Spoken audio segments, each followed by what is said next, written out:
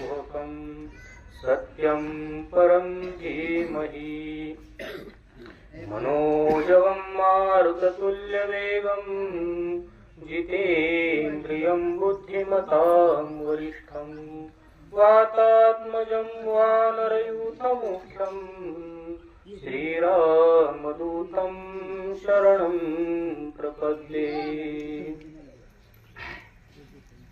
नेहाभिक्रमनाशोऽस्ति प्रत्यवायो न विद्यते स्वल्पमुक्तस्य धर्मस्य त्रायते महतो भयात्। आज या ठिकाणी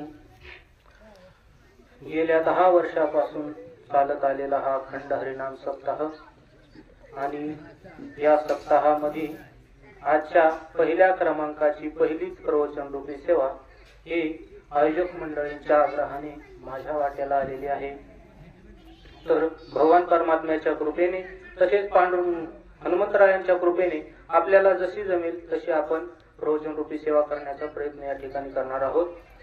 नेहाभिक्रमनाशोऽस्ति प्रत्यवायो न विद्यते स्वल्पमप्यस्य धर्मस्य त्रायते महतो भयात्। तर या श्लोकामध्ये भगवान परमात्म्याने इह अभिक्रमनाशः न अस्ति, इह म्हणजे मोक्षैक प्रयोजने निष्काम कर्मयोगी, म्हणजे मोक्षाचं परम प्रयोजन असणाऱ्या निष्काम कर्मामध्ये अभिक्रमाचा नाश नाही, म्हणजे आरंभाचा नाश नाही असं भगवान परमात्मा सांगतात। तर हा जो प्रस्तुत श्लोक आहे तो भगवद्गीतेच्या 2ऱ्या अध्यायातील 40व्या क्रमांकाचा श्लोक आहे। तर या अध्यायाचा जर आपण विचार केला ना तर भगवद्गीतेतील 2रा हा अध्याय अत्यंत महत्वाचा अध्याय आहे, कारण हा अध्याय सूत्ररूप आहे आणि संपूर्ण गीता ही या सूत्रावरचं भाष्य आहे। कारण संपूर्ण गीतेमध्ये जेवढे काही विषय आलेले आहेत ते संक्षिप्त रूपाने या 2ऱ्या अध्यायामध्ये पूर्णच्या पूर्ण विषय आलेले आहेत। त्यामुळे हा 2रा अध्याय हा सूत्ररूप मानला जातो। पूर्ण गीतेचा सूत्ररूप अध्याय हा 2रा अध्याय आहे। तर आपल्या ज्या वेळेस कौरव सैन्यांना पाहून अर्जुन मोहित झाला त्यावेळेस तो म्हणू लागला भगवंताला की हे जे माझे गुरुजन आहेत यांना मारून यांचा काय म्हणजे यांच्या रक्ताने माखलेले भोग मी काय भोगणार नाही, त्याच्यामुळे मला काय युद्ध करायचं नाही असं स्पष्ट अर्जुनाने सांगून टाकलं आणि युद्धाला स्पष्ट नकार दिला। त्यावेळेस भगवान परमात्म्याने अर्जुनाला युद्धामध्ये प्रवृत्त करण्यासाठी म्हणून हे गीतेच्या म्हणजे 2ऱ्या अध्यायाच्या 11व्या श्लोकापासून अर्जुनाला उपदेश करण्यास सुरुवात केलेली आहे। तर प्रथम अर्जुनाला भगवंताने ज्ञान सांगितलं आणि नंतर शरीराचं मिथ्यात्व सांगितलं की शरीर कसं नाशवान आहे आणि नंतर तुझा जो काही क्षात्र धर्म आहे त्याचं अनुष्ठान करणंच तुझ्यासाठी कल्याणकारक आहे हे सांगितलं आणि नंतर युद्ध करण्याविषयी आग्रह केला। आणि 39व्या श्लोकापासून भगवान परमात्मा अर्जुनाला बुद्धियोग म्हणजे निष्काम कर्मयोगाचं महात्म्य सांगतात। तर नेहाभिक्रमनाशोऽस्ति प्रत्यवायो न विद्यते, तर या श्लोकामध्ये निष्काम कर्माचं महात्म्य सांगितलेलं आहे, परंतु आपल्याला प्रथम कर्म म्हणजे काय याचा थोडक्यात विचार करावा लागेल। तर जीवाचा ज्या दिवशी जन्म झाला ना त्या दिवशीच आपल्या माग कर्म लागलेलं आहे। तर ते जे काय कर्म आहे त्याचे शास्त्राने 3 प्रकार केलेले आहेत, क्रियमान कर्म, संचित कर्म आणि प्रारब्ध कर्म। आता क्रियमान कर्म कशाला म्हणायचं तर आपण वर्तमान काळामध्ये जे काही शास्त्रविहित कर्म करत आहोत त्यापासून पुण्य उत्पन्न होत असतं आणि जे काही शास्त्र निषिद्ध कर्म करत आहोत त्यापासून पाप उत्पन्न होत असतं। तर आता तुम्ही म्हणाले शास्त्रविहित आणि शास्त्र निषिद्ध म्हणजे काय, तर शास्त्राने जे करा म्हणून सांगितलेलं आहे त्याला म्हणायचं शास्त्रविहित कर्म। उदाहरणार्थ सत्यम वच धर्मम चर, म्हणजे खरं बोलावं, धर्माने वागावं, भगवंताची सेवा करावी, साधू संतांची सेवा करावी, हे का नाही, भक्ती भाव, हे सर्व काही कर्म सांगितलेले आहेत हे विहित कर्म आहेत, म्हणजे शास्त्र विहित कर्म आहेत। आणि शास्त्र निषिद्ध कर्म म्हणजे काय, शुराम्मा पिब कलंजम्मा भक्ष, म्हणजे त्याचा मराठीत अर्थ असा होतो की दारू पिऊ नाही आणि मांस खाऊ नाही, अधर्माने वागू नाही, म्हणजे ज्या कर्माचा शास्त्राने निषेध केलेला आहे ते कर्म करणं म्हणजे निषिद्ध कर्म करणं, आणि त्या निषिद्ध कर्मापासून पाप उत्पन्न होत असतं, हे का नाही. तर शास्त्र विहित कर्मापासून पुण्य उत्पन्न होतं आणि शास्त्र निषिद्ध कर्मापासून पाप उत्पन्न होत असतं. परंतु आपल्या वर्तमान काळामध्ये आपण जे काही कर्म करत आहोत ते भलं शास्त्र विहित असेल किंवा शास्त्र निषिद्ध असेल, त्याच्यापासून जे काही पाप पुण्य उत्पन्न होणार आहे त्याला म्हणायचं क्रियमान कर्म. म्हणजे सध्या जे आपण कर्म करत असतो त्याला म्हणायचं क्रियमान कर्म, आणि तेच संचितामध्ये जाऊन जमा होत असतं. तर संचित कर्म कशाला म्हणायचं, तर आज केलेलं आपण चांगलं वाईट कर्म किंवा काल केलेलं चांगलं वाईट कर्म किंवा या महिन्यात केलेलं चांगलं वाईट कर्म, या संपूर्ण वर्षामध्ये केलेलं चांगलं वाईट कर्म किंवा या आपण पूर्ण आयुष्यामध्ये केलेलं चांगलं वाईट कर्म किंवा मागील अनेक जन्मामध्ये आपण जे काही चांगलं वाईट कर्म करत आलेलो आहोत याचा एक भला मोठा साठा तयार झालेला असतो, आणि तो साठा म्हणजे संचित, हे संचित कर्म आहे.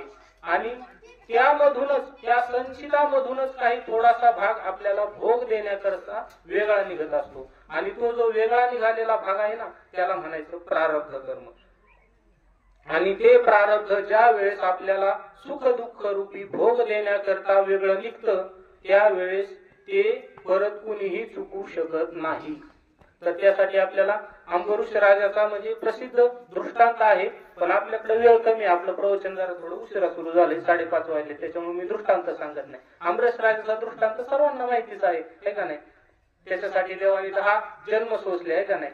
तर सांगायचं तात्पर्य काय, तर प्रायश्चित्त जे कर्म आहे ना ते कुणालाही चुकवता येत नाही. आता आपण कर्माचे 2 प्रकार पाहिले, एक शास्त्र विहित आणि शास्त्र निषिद्ध. आता शास्त्र निषिद्ध जे काही कर्म आहे ते आपल्याला करायचंच नाही, त्याच्यामुळे त्याचा आपण विचार करायचा नाही या ठिकाणी. आता शास्त्र विहित जे कर्म आहे त्यात पुन्हा 2 प्रकार पडतात, एक आहे सकाम कर्म आणि दुसरा आहे निष्काम कर्म.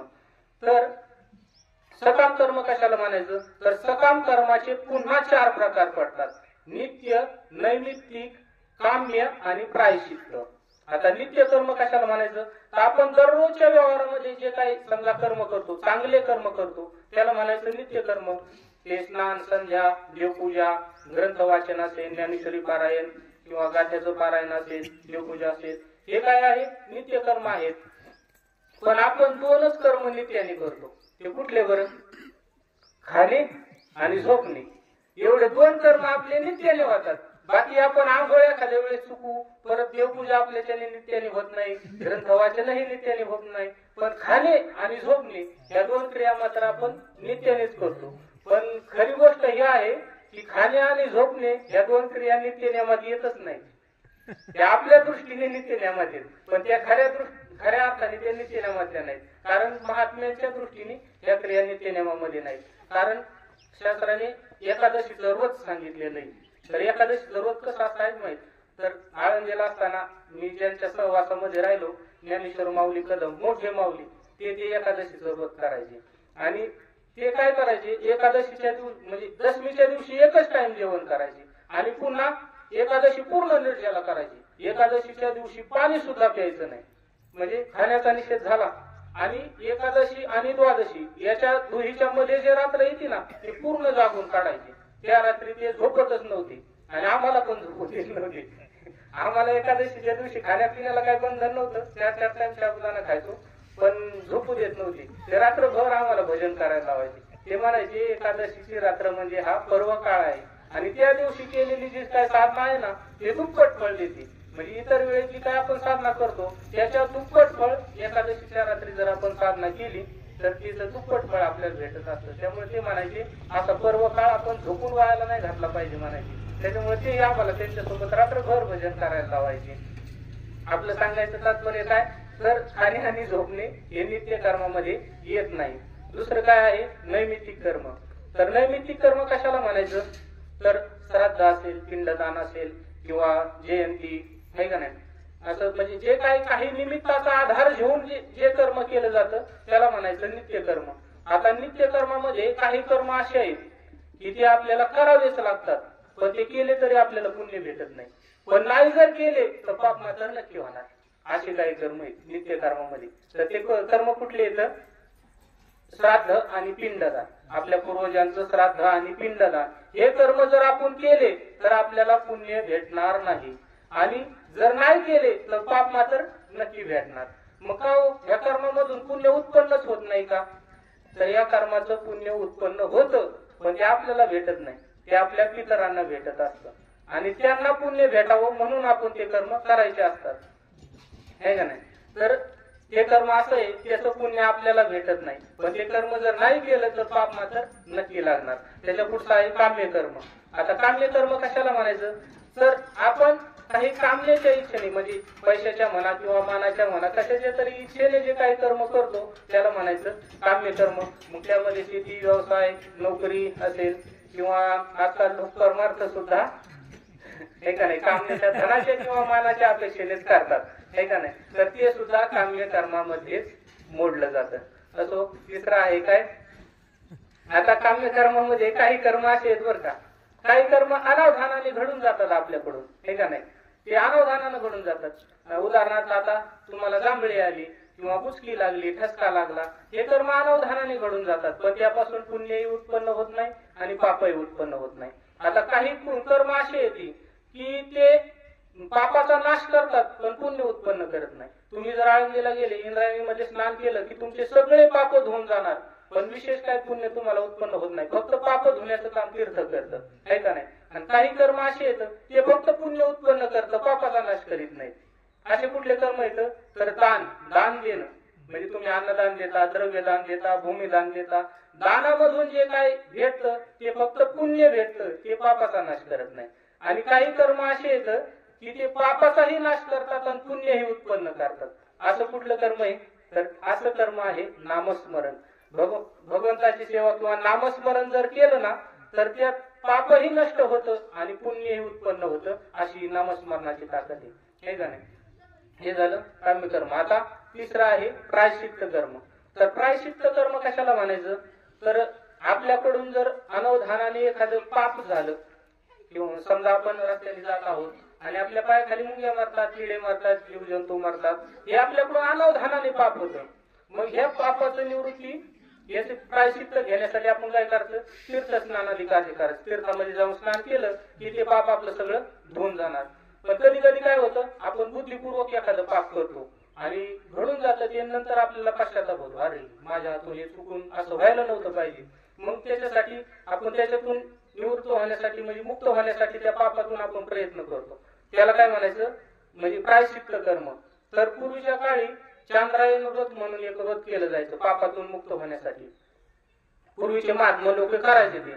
तर ते चांद्रायण व्रत कसं असायचं की समजा आता ते पौर्णिमेपासून सुरू झालं समजा, तर पौर्णिमेच्या दिवशी एक काय नाही अमावस्यापासून ते सुरू होतं. अमावस्याच्या दिवशी एक घास अन्न खायचं, ते व्रत करायचं.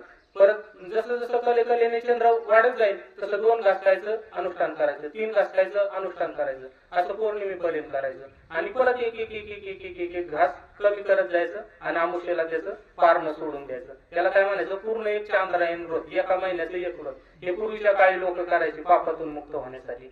आणि पूर्वीच्या काळी यज्ञ यागादी सुद्धा केले जायचे. एखाद्या राजाकडून जर काही घोर पाप घडलं तर तो यज्ञ करून त्या पापातून निवृत्त होण्याचा प्रयत्न करायचा. पण आजकाल तसं काही दिसत नाही. समजा लोक धनाधन पाप करतात, हे का नाही? पण निवृत्त होण्याच्या भानगडीत काय कोणी तसं काय पडत नाही, हे का नाही? असो. आता हे काय झालं, हे आपण केलं सकाम कर्माचं चिंतन. पण निष्काम कर्म म्हणजे काय? आपण 2 प्रकार केले होते, एक सकाम कर्म आणि एक निष्काम कर्म. सकाम कर्मातले 4 प्रकार पाहिले. आता निष्काम कर्म. आता निष्काम कर्म कशाला म्हणायचं? तर कुठल्याही फळाची अपेक्षा न करता जे काही कर्म केलं जातं, म्हणजे भगवंताच्या इच्छेने आपल्या वाट्याला जे काही कर्म आलेलं आहे, त्याच्या इच्छेने जे काही आपल्या वाट्याला कर्म आलेलं आहे, ते सर्वच्या सर्व कर्म म्हणजे निष्काम बुद्धीने करायचे. कुठल्याही फळाची अपेक्षा करता न, म्हणजे अपेक्षा करता करणं, यालाच म्हणायचं निष्काम कर्म. म्हणजे कुठल्याच फळाची अपेक्षा नाही करायची आणि ते कर्म करत राहायचं, त्याला म्हणायचं निष्काम कर्म. आता त्याच्यासाठी आपण जर समजा आता 4 आश्रम येतं, काय? ब्राह्मण, क्षत्रिय, वैश्य, शूद्र, आहे का नाही? हे वर्ण आश्रम येतं. आणि ब्रह्मचारी, गृहस्थ, वानप्रस्थ आणि संन्यास, यांना त्यांना वाटून दिलेले कर्म येतं. आता याचं काय कर्म आहे कोणाचं? ब्राह्मणाचं. तर ब्राह्मणाचं कर्म काय आहे? तर दान देणं आणि दान घेणं आणि अध्यापन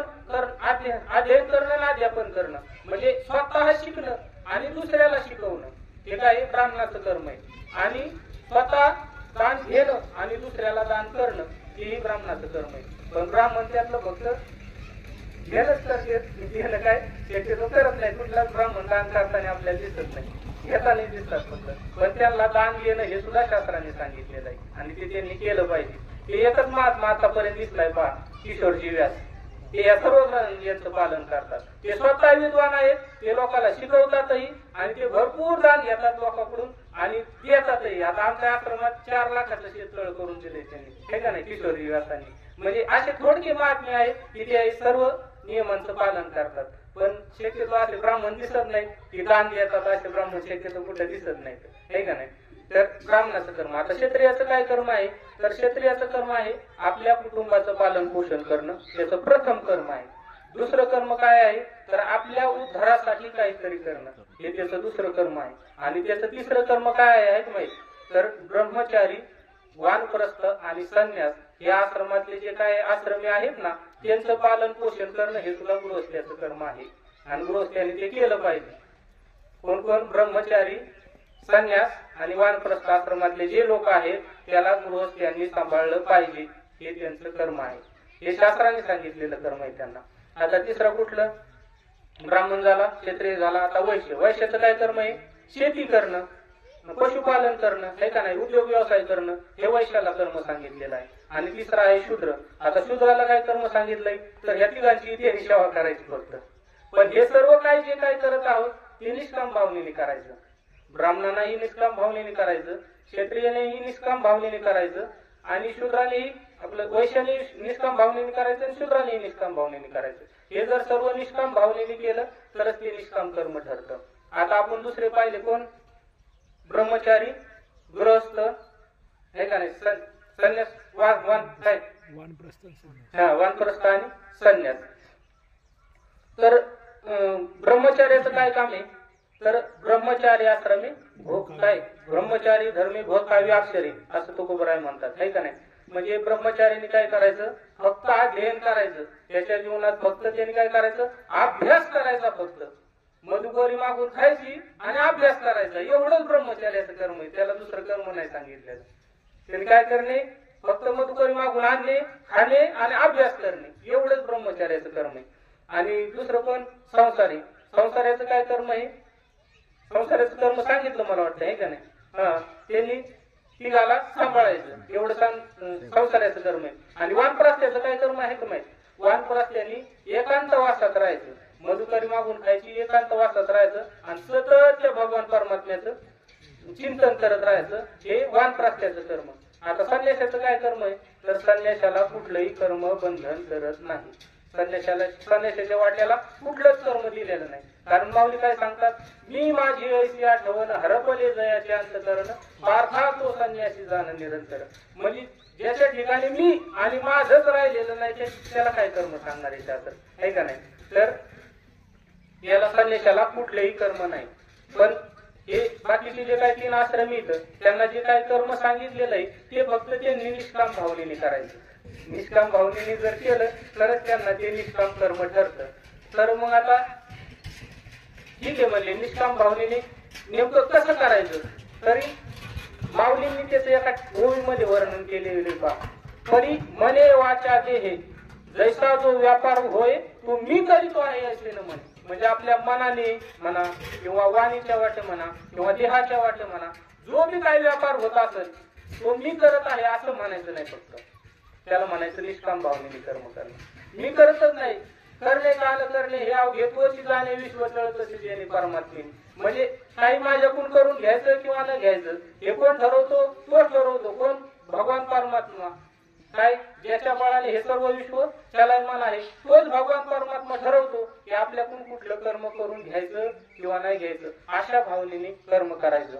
मग ती किती निष्काम असलं पाहिजे, तर माऊलींनी एका ओळीमध्ये दृष्टांत दिलेला आहे पहा एक.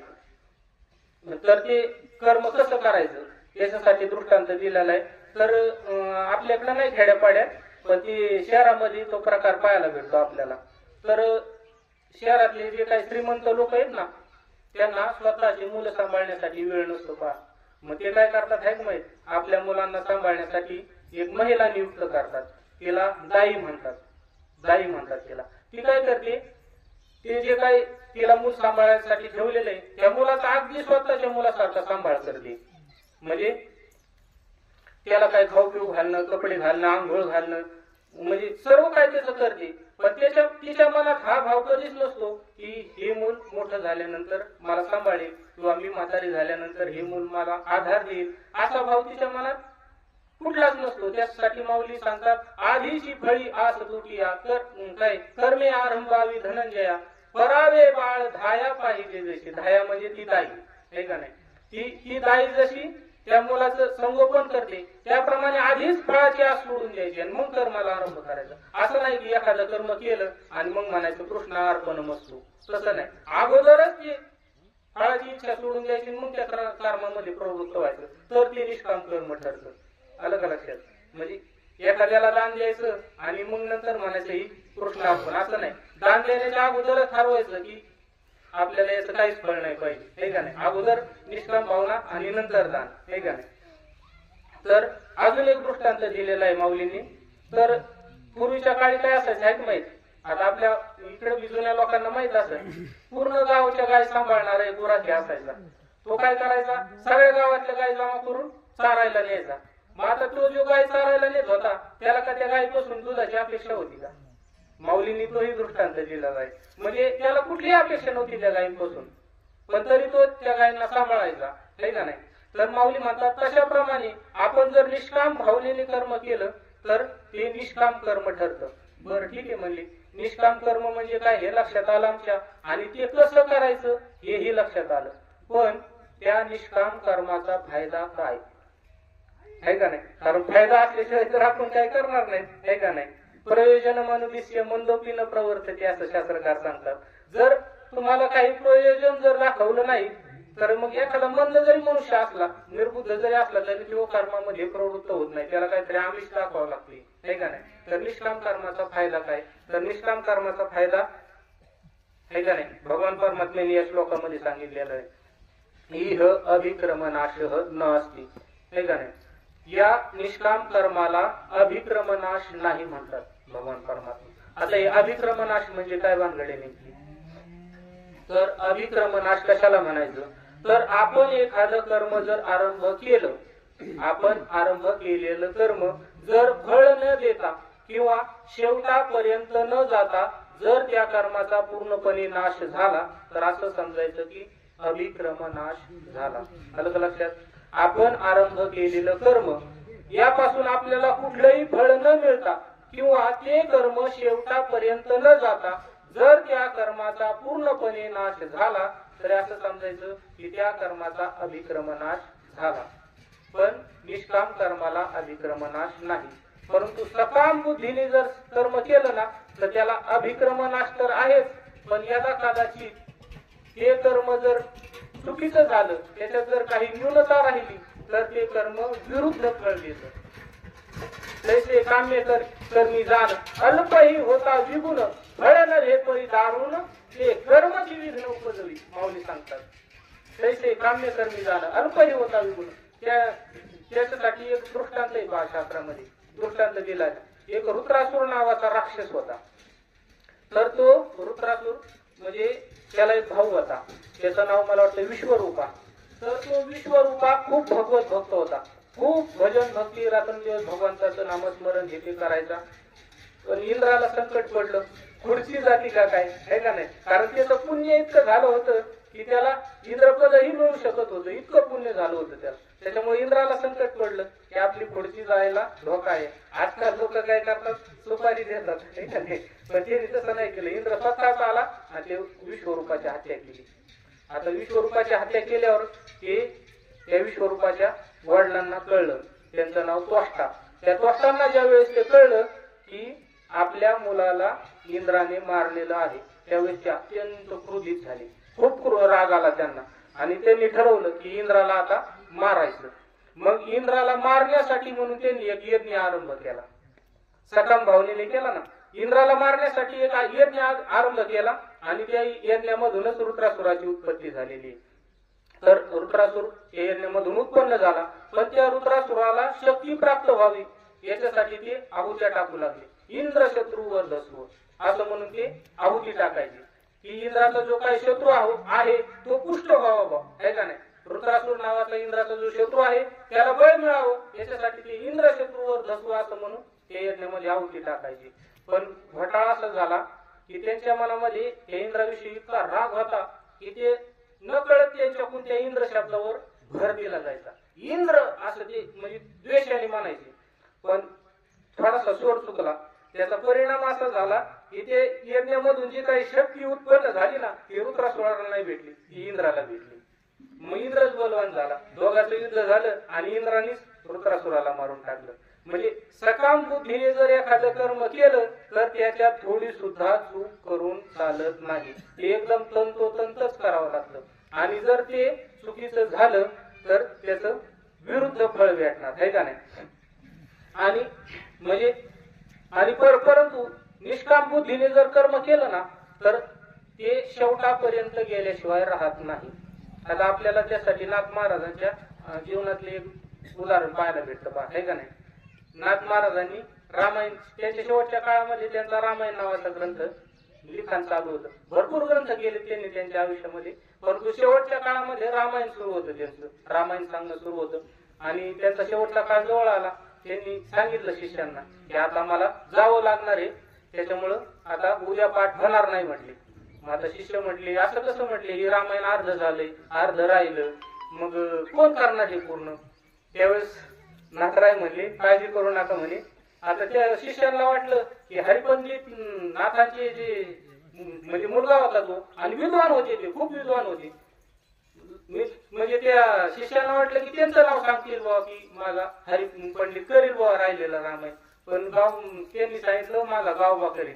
आता गाव म्हणजे ते फक्त मधुकरी खायचा झोपायचा नाथरायांच्या तिथं, दुसरं काहीच केलं नाही त्यांनी, फक्त खाणे आणि झोपणे. परंतु संतांची कृपा झाली.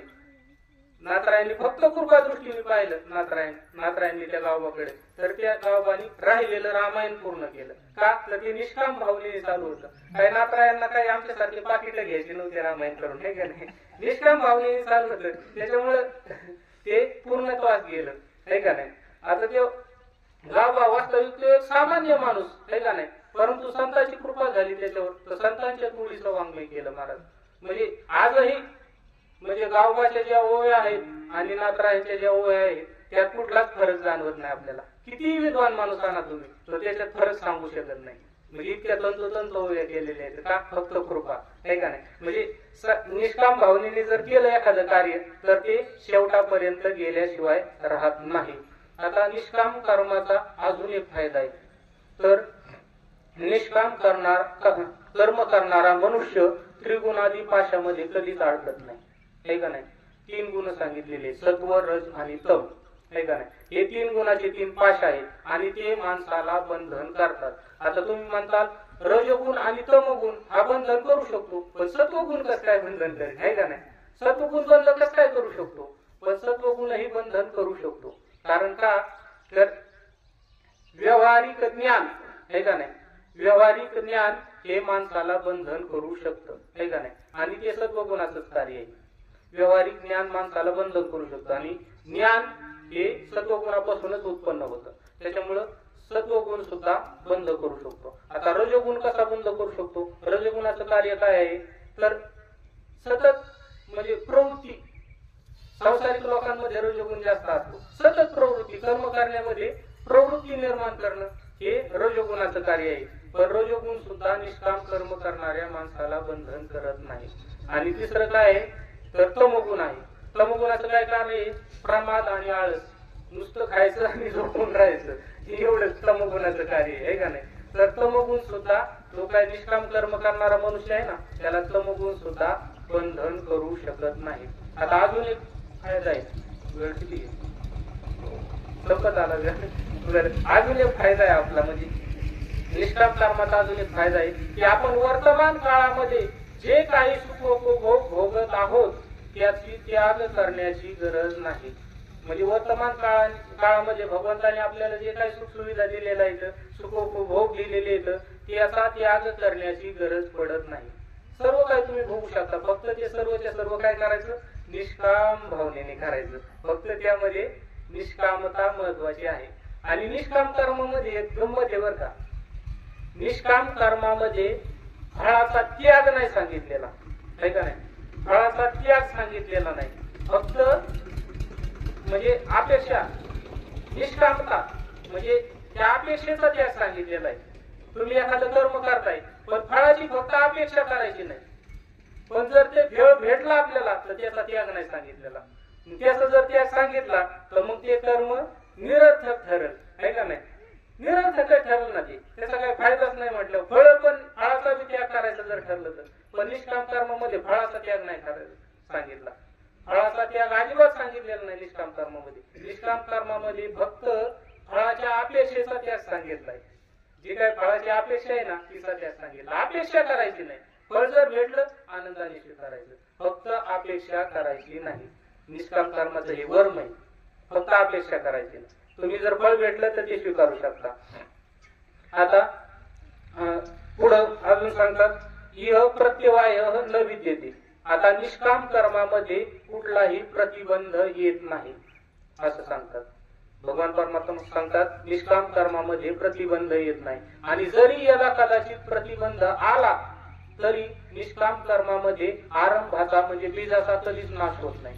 म्हणजे त्याचा प्रारंभ आहे ना, समजा आपल्याला या जन्मामध्ये आपण एखादं निष्काम कर्म करत आहोत आणि ते आपलं निष्काम कर्म चालू असतानाच आपलं आयुष्य संपलं तर ते कर्म त्या ठिकाणी थांबतं आणि आपल्याला परत पुढचा जन्म भेटतो आणि ते कर्म जिथपर्यंत आहे तिथून पुढे ते कर्म सुरू होतं. म्हणजे ती पावर त्या निष्काम कर्मामध्ये आहे. पण सकाम कर्मामध्ये तशी पावर नाही. सकाम कर्मामध्ये तुम्ही एखादं कर्म करत आहात आणि तुमचं आयुष्य संपलं, ते कर्म बंद पडलं, संपला विषय, परत तुमच्या पाठीमागे त्याचं काहीच येणार नाही. पण निष्काम कर्मामध्ये ती पावर आहे की तुम्ही निष्काम भावनेने जर कर्म करत राहिलात आणि याला कदाचित तुमचं आयुष्य संपलं तर ते कर्म तिथंच थांबतं आणि आपल्याला परत पुढचा जन्म भेटतो आणि ते कर्म जिथं थांबलेलं आहे तिथून पुढे ते कर्म सुरू होतं. याच्यासाठी आपल्या वारकरी संप्रदायामध्ये नामदेवरायांचा दृष्टांत सापडतो. नामदेवरायांनी 96 कोटी अभंग म्हणजे 100 कोटी अभंग करण्याचा संकल्प केला होता, पण त्यांच्या जीवनामध्ये ते फक्त 96 कोटीचा अभंग करू शकले. घरातल्या 14 लोकांनी त्यांना सहकार्य केलं पण 100 कोटी काय झाले नाही, 96 कोटी झाली, त्यांचं आयुष्य संपलं. मग तेच नामदेवराय पुन्हा तुकोबरा रूपाने जन्माला आले आणि राहिलेली 4 कोटी अभंग पूर्ण केलेली, आहे का नाही? म्हणजे ते कर्म जिथपर्यंत आहे तिथं थांबलं आणि राहिलेले कर्म दुसऱ्या अवतारात पूर्ण झालं. पण याच्यासाठी सर्वात उत्तम उदाहरण म्हणजे मधुसूदन सरस्वती. मधुसूदन सरस्वती हे त्यांचा जन्म तिकडलाय बंगालचा आहे, म्हणजे वाटतं बंगाल मधले ते कुठले तरी, पण त्यांचे आई वडील आहेत ना सात्विक होते, त्यांना तीर्थयात्रा करण्याचा खूप छंद होता. मग ते काय झालं, एक वेळेस तीर्थयात्रा करत करत असे उत्तर काशीमध्ये आले आणि काशीमध्ये विश्वेश्वर सरस्वती म्हणून एक महात्मे होते आणि त्यांचा एक आश्रम होता त्या ठिकाणी. तर त्या आश्रमामध्ये गेले, लहान होते, 4-5 वर्षाचं वय असेल मधुसूदन सरस्वतींचं. गेले, आई वडिलांसोबतही गेले आणि तिथे एक समाधी होती, त्या समाधीचं दर्शन केलं. आई वडिलांनी समाधीचं दर्शन केलं. नंतर मधुसूदन सरस्वती गेले, त्यांनी समाधीचं दर्शन केलं. पण त्या समाधीमध्ये अशी एक वस्तू कापडामध्ये गुंडाळून ठेवलेली होती. आता ती वस्तू मधुसूदन सरस्वतींनी उचलली. आता त्यांच्या आईला वाटलं की काही चोरून घेतले काय, कुणाची काय वस्तू, म्हणून त्यांच्या हातातून घेतली, परत तिथे ठेवली. पण थोड्या वेळाने काय झालं, परत ते उठले, मधुसूदन सरस्वती परत ती वस्तू घेतली. आता आईला वाटलं काय करावं, म्हणून परत त्यांच्याकडून घेण्याचा प्रयत्न करायला लागले, पण ते काय द्यायनात. ते म्हटले, रडायला लागले मोठ्या मोठ्याने. विश्वेश्वर सरस्वती लांबून पाहत होती, म्हटले काय वांगडे हे पोरगं कसं काय असं करायला लागले. ते जवळ आले, त्या मुलांना म्हटले काय म्हटले, कशाला घेतली ती वस्तू, काय आहे त्याच्यामध्ये, तुला हे तरी माहिती का? ते म्हणायचे ही वस्तू माझी आहे. मधुसूदन सरस्वती काय म्हणायचे, ही वस्तू माझी आहे. मग ते विश्वेश्वर सरस्वती म्हटले, जर तुझी आहे तर याच्यात काय आहे हे तुला माहिती असलं पाहिजे ना, मग काय सांग म्हटले याच्यात. त्यांनी लगेच सांगितलं, म्हणजे याच्यात श्रीमद भगवद्गीता आहे. आता विश्वेश्वर सरस्वती चकित झाली, त्यांना वाटलं कसं काय एवढा पोरगा, याला कसं काय माहित झालं श्रीमद भगवद्गीता आहे. पण विश्वेश्वर सरस्वती म्हटले, अरे तू खूप अमूल्य ग्रंथ आहे म्हटले आणि तू घेऊ नको म्हटले, तू अजून अन्य आहेस म्हटले, तुला लिहिता वाचताही येत नाही म्हटले आणि त्या ग्रंथाचा तुला काय फायदा होणार आहे. तर विश्वेश्वर सरस्वती म्हटले, तो ग्रंथ मीच केलेला आहे म्हटले, मी गीतेवर भक्तियोगापर्यंत टीका लिहिलेली म्हटली आणि राहिलेली टीका मला लिहायची म्हटले अजून. तर मग विश्वेश्वर म्हणजे सरस्वती ते विद्वानच होते, ते सर्व प्रकार समजून गेले. मग त्यांनी मधुसूदन सरस्वतीचं म्हणजे ते आई वडिलांसोबत परत गावी गेले नाही. ते 5-6 वर्षाचं वय असतानाच त्या आश्रमामध्ये थांबले आणि ते म्हणजे सर्व विद्या शिकून घेतली त्यांनी. आणि राहिलेलं जो काही भक्ती योगापर्यंतची टीका आहे ती राहिलेली टीका त्यांनी पूर्ण केली. विश्वेश्वर सरस्वतींकडूनच त्यांनी संन्यास दीक्षाही घेतली आणि त्यामुळे त्यांना मधुसूदन सरस्वती हे नाव प्राप्त झालं. तर ती टीका आजही उपलब्ध आहे बरं. मधुसूदनी या नावाने ती टीका गीतेवरची टीका आहे, खूप म्हणजे मस्त टीका आहे. ती मधुसूदनी आजही बाजारामध्ये उपलब्ध आहे, पण ती अर्धी आदल्या जन्मी केलेली आहे आणि अर्धी पुढच्या जन्मी केलेली. भक्ती योगापर्यंत जी टीका आहे ना ती आदल्या जन्मी केलेली. कारण त्या आश्रमामध्ये पूर्वी एक महात्मा तिथं समाधिस्थ झाले होते आणि तेच पुन्हा विश्वेश्वर सरस्वती रूपाने जन्माला आले आणि त्यांनी राहिलेली अर्धी टीका पूर्ण केली. म्हणजे सांगायचं तात्पर्य काय, तर निष्काम भावनेने केलेलं कर्म याच्यामध्ये कधीही प्रतिबंध येत नाही. जरी आला तरी ते कर्म कधीही थांबत नाही. आता निष्काम कर्माचा सगळ्यात शेवटचा फायदा, स्वल्पमप्यस्य धर्मस्य त्रायते महतो भयात्, अस्य धर्मस्य स्वल्पम अपि अनुष्ठानम महतः भयात् त्रायते. भगवान परमात्मा सांगतात हे निष्काम कर्म म्हणजे असं आहे की त्याचं थोडस जरी अनुष्ठान आपल्याकडून घडलं तरी महान अशा संसार भयातून आपल्याला तरुण जाता येतं, म्हणजे जन्म मृत्यूतून तरुण जाता येतं, म्हणजे थोडक्यात मोक्ष प्राप्त होतो असं पण सांगतात भगवान परमात्मा. पण या ठिकाणी एक शंका आहे पहा, आहे का नाही. भगवान परमात्मा सांगतात निष्काम कर्म करा तुम्हाला मोक्ष प्राप्त होईल, परंतु आपण जर उपनिषद किंवा ब्रह्मसूत्रादी ग्रंथाचं जर चिंतन केलं ना तर त्यांनी सांगितलंय ज्ञानाद एव तु कैवल्यम. तुम्हाला जर मोक्ष पाहिजे असेल ना तर फक्त ज्ञानच करून घ्यावा लागेल. किंवा सांगितलंय तमेव विदित्वा ती मृत्युमेची नान्यः पंथा विद्यते अयनाय, म्हणजे अयनाय मोक्षाकरता दुसरा मार्ग दिसत नाही म्हटले आम्हाला. तम एव विदित्वा, त्या पण तत्वाला जाणल्यानंतरच तुम्ही मृत्यूच्या संसार भयातून तरुण जाऊ शकता. म्हणजे असं कोण सांगतं, उपनिषदादी ग्रंथ सांगतात की तुम्हाला जर मोक्ष पाहिजे असेल तर ज्ञानच करून घ्यावा लागेल. पण भगवान परमात्माने इथं काय सांगितलं, तुम्ही निष्काम कर्म करा तुम्हाला मोक्ष भेटून जाईल. मग आता इथं शंका अशी झाली की नेमका मोक्ष कर्माने का ज्ञानाने, आहे का नाही. भगवंत सांगतात निष्काम कर्म करा आणि शास्त्र सांगतं काय ज्ञान प्राप्त करा म्हणतात. जर ज्ञान प्राप्त झालं तरच मोक्ष भेटेल आणि हे सांगतात कर्म करा. आता काय करायचं नेमकं, तर त्याच्यासाठी आपल्याला नेमकं मोक्ष म्हणजे काय याचा विचार करावा लागेल. तर आपले ते नेमकं ज्ञानाने होतो का कर्माने होतो हे लक्षात येईल. तर मोक्षाची अत्यंत सोपी व्याख्या शास्त्रकारांनी केलेली आहे. काय, आत्यंतिक दुःखाची निवृत्ती आणि परमानंदाची प्राप्ती याला मोक्ष म्हणायचं. म्हणजे आपल्या जीवनातील जे काही दुःख आहे ना ते संपूर्ण नष्ट झालं पाहिजे आणि आपल्याला कधीही न संपणारं असं सुख प्राप्त झालं पाहिजे. त्याला काय म्हणायचं, मोक्ष म्हणायचं. काय, आत्यंतिक दुःखाची निवृत्ती आणि परमानंदाची प्राप्ती याला मोक्ष म्हणायचं. पण आपण काय करतो आहे का माहित, आपण त्याला मोक्ष नाही म्हणत.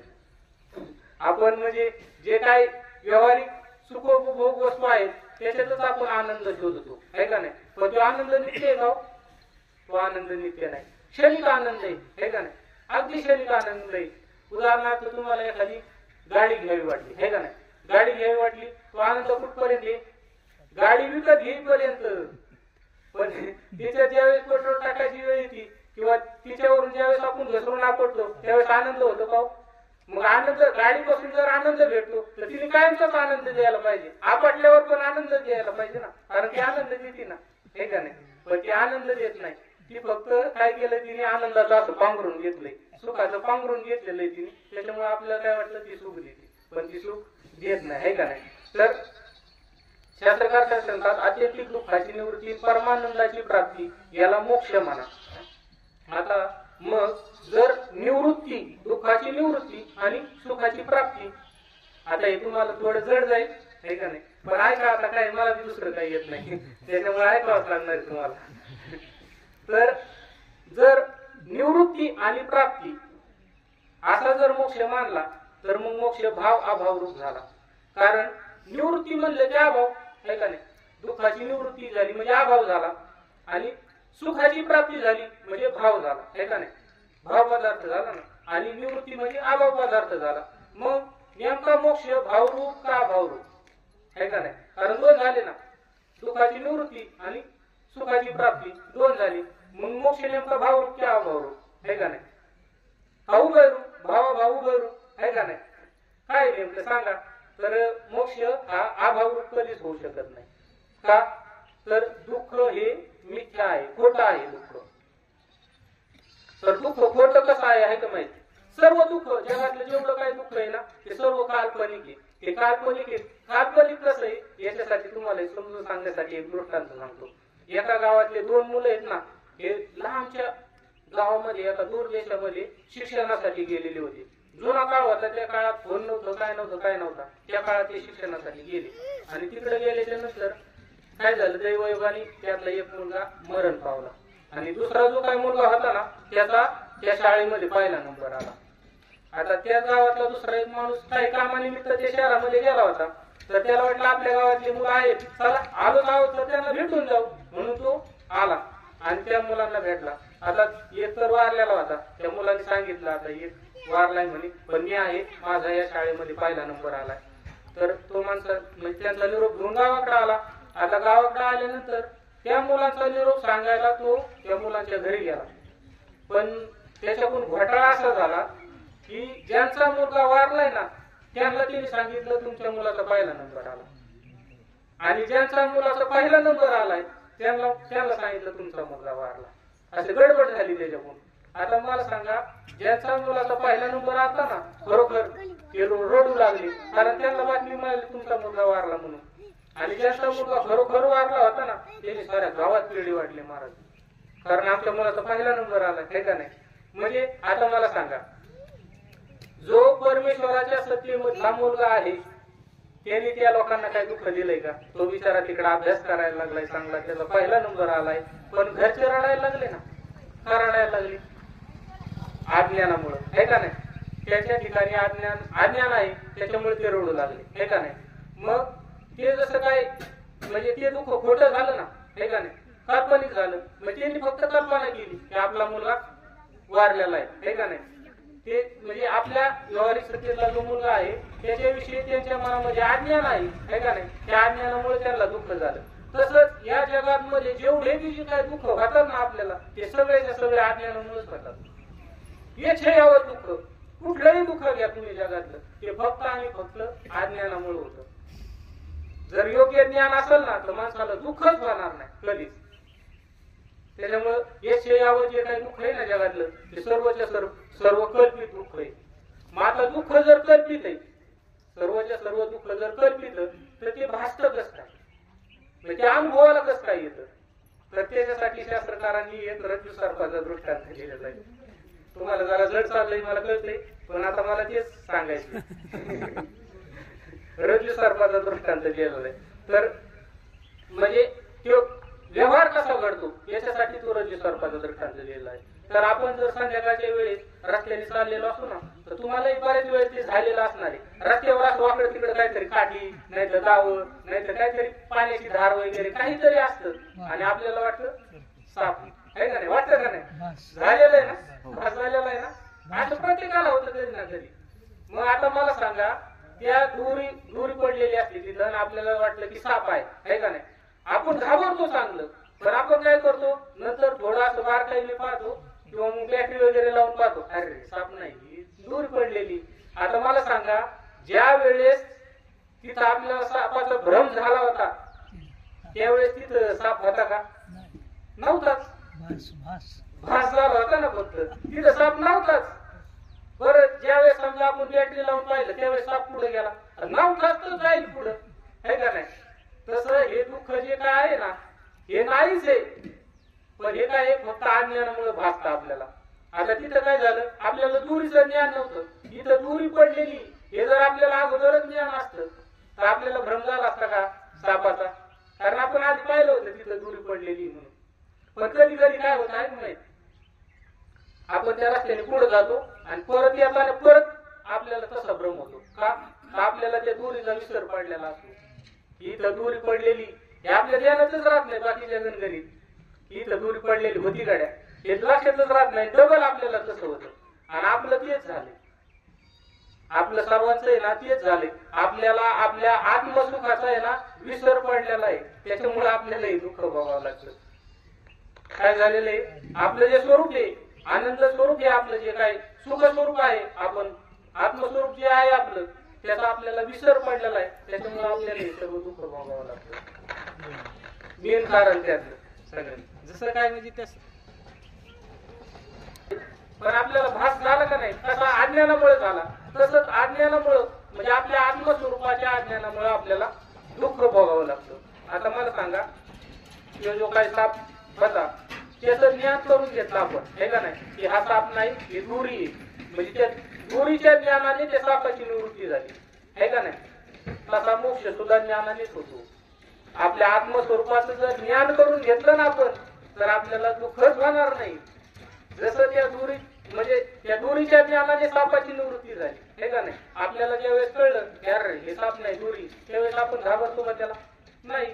पण कर्माने त्याची निवृत्ती करू शकतो का आपण. आता आपण साप म्हणून त्याला जर रात्रभर जरी त्या दोरीला काठीने झोडीत राहिलो तर ते साप मरण का नाहीच तर काय मरण हे का नाही. म्हणजे कर्माने ज्ञान होऊ शकत नाही. आत्म्याची प्राप्ती कशाने होणार तर ज्ञानानेच होणार. कर्माने होणार नाही. कारण कर्माने निवृत्ती होत नाही ज्ञानाने निवृत्ती होती हे का नाही. तर आपल्याला जर आत्मस्वरूपाची प्राप्ती करायची तर आपल्याला ज्ञान करून घ्यावं लागेल. कर्म करून फायदा नाही हे का नाही. मग आता मोक्ष काय ठरला ज्ञानाने ठरला का नाही. मग आता तुम्ही म्हणता तुम्ही एक तास झालं गुंगलू सांगता आम्हाला की निष्काम कर्म करा निष्काम कर्म करा आणि आता ऐन टायमाला सांगता की ज्ञान करून घ्या तरच मोक्ष भेटल. आता हे असं कसं काय जमायचं काय भानगडे नेमकी हा. किंवा या ठिकाणी भगवान परमात्मा सांगतात साक्षात देव सांगतोय महाराज की तुम्ही निष्काम कर्म करा तुम्हाला मोक्ष भेटल.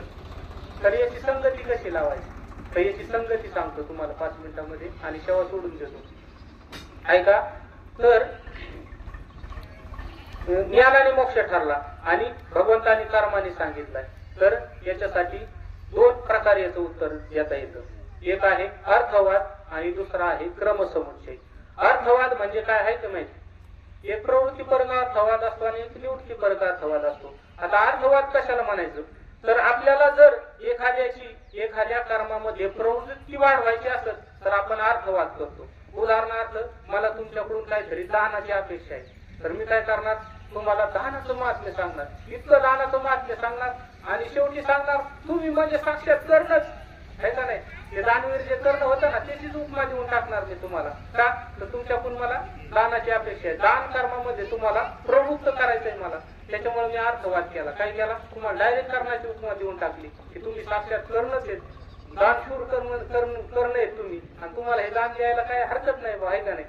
तसं भगवान परमात्म्याला आपल्याला निष्काम कर्मामध्ये प्रवृत्त करायचंय हे का नाही. त्या निष्काम कर्मामध्ये आपली प्रवृत्ती वाढवायची. त्याच्यामुळे भगवान परमात्म्याने डायरेक्ट सांगून टाकलं तुम्ही निष्काम कर्म करा तुम्हाला मोक्ष मिळून जाईल. आणि याचं दुसऱ्या पद्धतीने एक उत्तर देता येतं की क्रमसमुच्चय. आता बाकीचे जे शास्त्रकार आहेत ना ते समसमुच्चय मानतात.